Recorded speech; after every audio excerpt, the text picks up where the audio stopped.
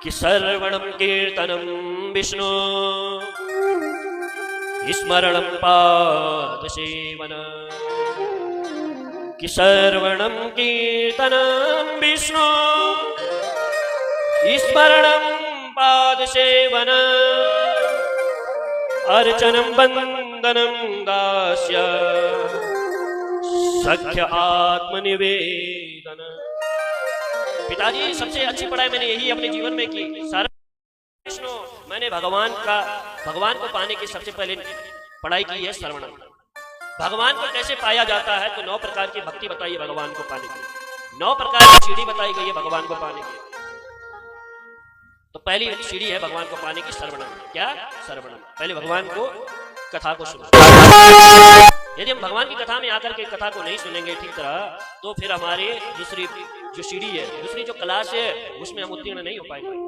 बच्चा जब अपनी जिस कक्षा में उस कक्षा की वो पढ़ाई नहीं करेगा तो दूसरी कक्षा में कैसे चले जाएगा। तो पहली कक्षा है भक्त की वह श्रवणम।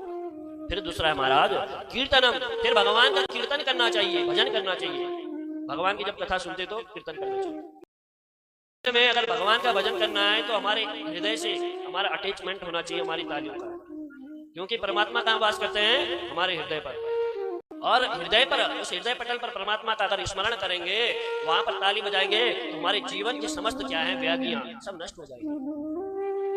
तो महाराज दूसरा लक्षण कीर्तन का बताया, कीर्तन करना चाहिए। कीर्तन में कभी भी चुप नहीं रहना चाहिए, सदैव ताली बजाना चाहिए, सदैव भगवान का भजन गुनगुनाना चाहिए। अगर नहीं आता तो ताली जरूर बजानी चाहिए। फिर कहते महाराज स्मरणम पाद सेवनम। फिर भगवान का स्मरण करना चाहिए। तीसरा लक्षण, भगवान कथा में बैठे तो भगवान को स्मरण करना चाहिए। फिर पाद सेवनम। फिर महाराज अर्चनम।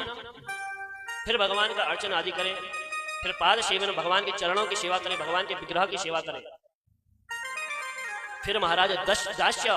फिर भगवान के समक्ष दास्य भाव स्वीकार करें कि हम प्रभु आपके दास हैं। फिर सख्य भाव भगवान के साथ रखें। एक मित्रता का भी व्यवहार भगवान के साथ कर लेना चाहिए। अपना एक व्यवहार करना चाहिए भगवान के साथ। अपनापन भी एक, जो रिश्ता आपको भगवान के साथ अच्छा लगता है उस रिश्ते से परमात्मा को पाना चाहिए। सख्य। फिर अंत में आता है आत्मनिवेदनम। भगवान को अपनी सब कुछ समर्पित करके चलो। आत्मनिवेदनम, भगवान को अपनी आत्मा सहित परमात्मा को समर्पित करके रखो। रोज आरती करते हैं घर में, तेरा तुझको अर्पण क्या लागे मेरा।